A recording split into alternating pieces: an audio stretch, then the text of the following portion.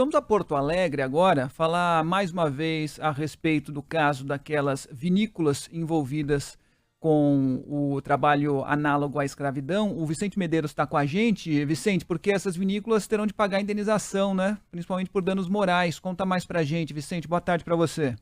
Boa tarde a todos. Sim, isso mesmo. As vinícolas Aurora, Garibaldi e Salton, então vão pagar 7 milhões de reais, neste caso dos trabalhadores resgatados em situação análoga à escravidão lá em Bento Gonçalves, Serra Gaúcha, fato que aconteceu no final do mês de fevereiro. A decisão foi tomada depois de um acordo com o Ministério Público do Trabalho.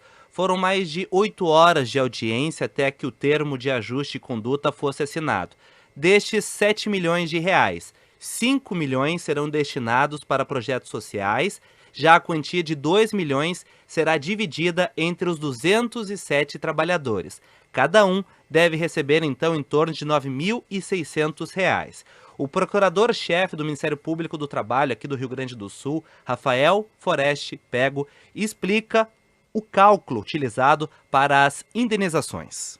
As indenizações, elas não são arbitrárias conforme o desejo, né? Elas tem parâmetros, balizas que a gente segue e além disso, né, nós temos a continuidade em relação à empregadora, né, que também será demandada por indenizações.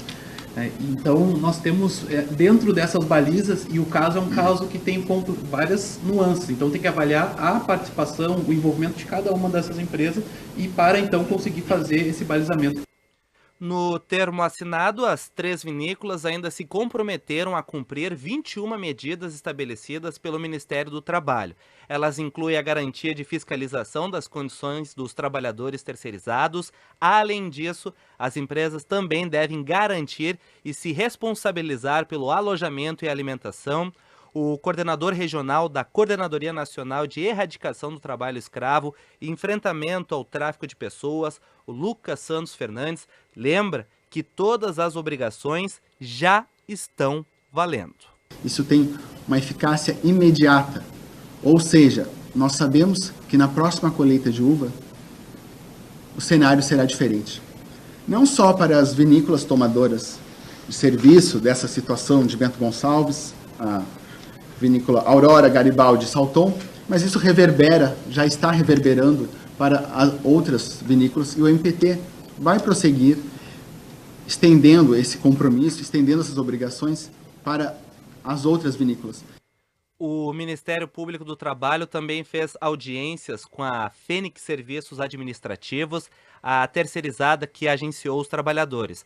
A empresa não aceitou as condições para assinar um acordo com o órgão, então segue não reconhecendo o trabalho análogo à escravidão. Nós buscamos os posicionamentos das vinícolas após a assinatura deste TAC.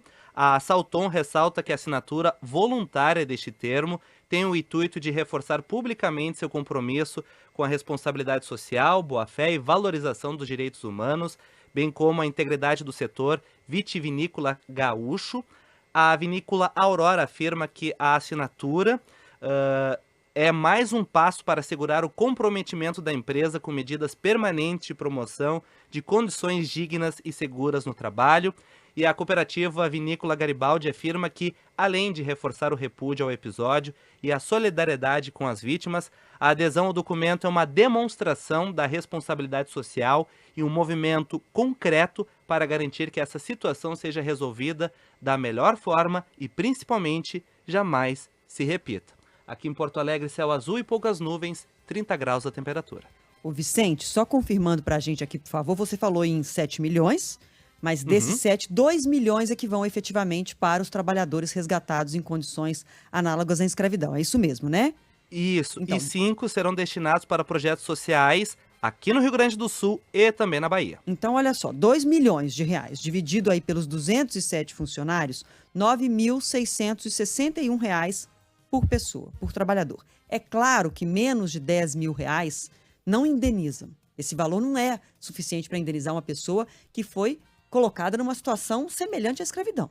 Mas é um passo no sentido de reparar um erro gravíssimo. Você citou o setor de produção de vinhos, é muito importante para o Rio Grande do Sul, para o país, Nós, inclusive, né, nos orgulhamos de dizer que o Brasil produz vinhos de qualidade, que tem avançado cada vez mais nessa área. Agora, fica uma lição, porque quem terceiriza uma produção, qualquer que seja essa empresa, tem responsabilidade sobre o funcionário que está produzindo. Pelo menos pode não ter a responsabilidade trabalhista, uma vez que foi terceirizada, e a terceirização está legalizada no nosso país, mas você não pode fazer vista grossa se onde você está produzindo o seu produto tem gente em condições indignas, tem gente sendo subjugada. E também a nós consumidores, né, Fábio? Claro que a gente não tem condições de descobrir tudo, de saber toda a origem do que a gente consome, mas que sirva como uma reflexão para que a gente seja mais atento àquilo que a gente compra. Porque quando a gente compra, a gente está reforçando uma cadeia inteira que às vezes é baseada justamente na exploração, na colocação de pessoas em condições tão absurdas. Então, é um primeiro passo. 10 mil, como eu disse, não servem, não são suficientes para indenizar uma pessoa que sofreu isso, mas ficou uma grande lição, eu tenho certeza, para as vinícolas e para todos nós, de que a gente tem sim que se preocupar com a qualidade, as condições de trabalho de quem está produzindo tudo aquilo que a gente consome.